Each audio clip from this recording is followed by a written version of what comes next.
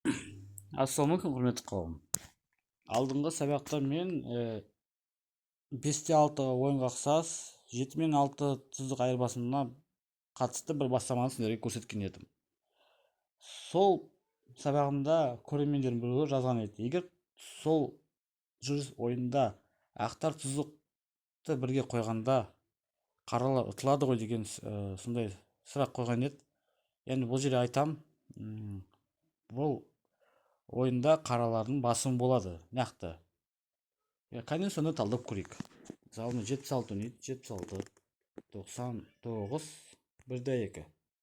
Осыдан мен 78 жүргенде 92-де міне мына жақта ақтардың екі жүрісі бар. Бұл бірінші 56 тұздық қойып айырбасқа бару, екіншісі тұздықты бірге қойып қорғаныста ойнау. Былай қараса бір байлық қана беретін сияқты, бірақ олай емес. Өйткені мына жақта 25 жүргеннен кейін ақтар байлауға түсіп қалады. Яғни мына жақта қандай жүріс істесе де бәрібір келесі байлықты береді. Не мысалы, мәселен 91 жүрсе, ол жерде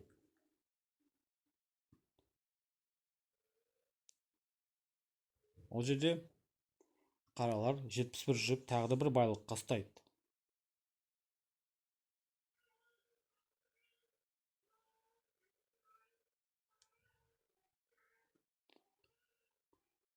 Немесе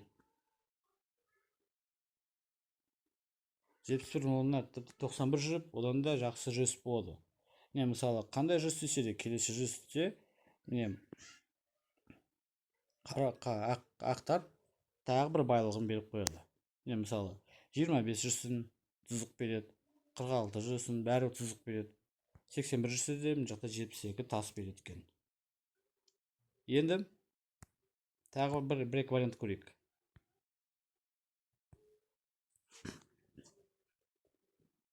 Жетпіс алты, 91, 99, 1-2, 78, 92. Енді бұл жерде 91 тұздық қояды, тағы 25. Енді осы жерде мысалы 78 ойнаса, мысалы бұл жерде 8-ді алып кетуге болады.